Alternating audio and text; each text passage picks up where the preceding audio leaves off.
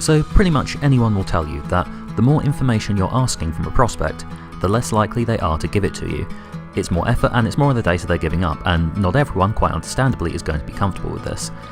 And this is something we do have to bear a bit of responsibility for. There's definitely a temptation to collect as much random crap as we can, just in case it'll be useful in the future, and this applies to prospect data just as much as it does to AppSumo deals. But on the other hand, there's no denying that as marketers, that data is useful. The more information we have in our prospects, the better we can personalise the messages we send, the better we can make sure that what we're sending is actually relevant. The more data we have on a lead, the more valuable that lead is. And so that made us wonder why. When everyone was saying that adding extra fields lowered conversions, no one was asking by exactly how much. Because, like with all these things, it's not black and white. If we'd get 1,000 leads only asking for an email and 999 asking for an email and name, pretty much everyone would choose the email and name. If the choice is between 1,000 email-only leads and 10 with an email and name, then we're totally taking the 1,000 emails, that's not even a decision. So where that line is drawn does matter. So we decided to find out. We ran a simple test and drove traffic to 2 squeeze pages. One asked for just an email, one page asked for a name as well.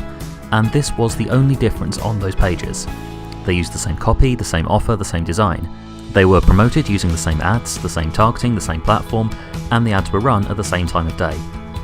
Both pages ended up getting between 400 and 450 clicks, and the results were: the email-only page had a conversion rate of 9.5%, the page asking for both an email and name had a conversion rate of 7.1%. So if you're a stats fan, and if you're not a stats fan, I'm not entirely certain what you're doing watching this, that's significant at the 90% level. So this gives us a baseline. Asking for a name as well as an email got us about 25% fewer leads. But maybe that doesn't matter, because marketers capture names because they think they'll be valuable, and another question no one seems to have asked is, how valuable? And believe me, we looked, but we could find absolutely no research on just how much having a name improved the value you got from the lead. The closest that seems to be out there is an article from 2010 by a guy called Arthur Hughes, who was writing for the Database Marketing Institute, though even he seemed somewhat confusingly to be using email and name interchangeably.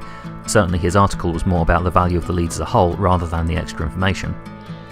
But even if figures were available, they would be dangerous to trust because every business is different.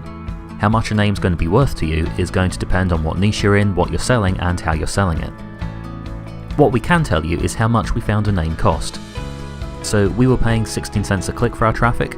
This means collecting a lead with just an email cost us $1.69. Collecting a lead with an email and name cost us $2.25. So the marginal cost of getting the prospect's name as well was 56 cents.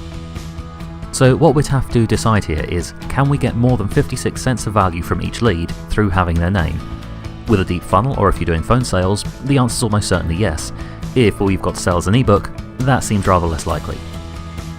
But the key part, as far as we're concerned, is to stop thinking of extra form fields as things that will cost you conversions. Think of them as extra data you're buying. The more information you get, the more your lead's going to cost. It's up to you to decide if what you're buying is good value, or if it's just going to sit on your hard drive along with all those lifetime deals.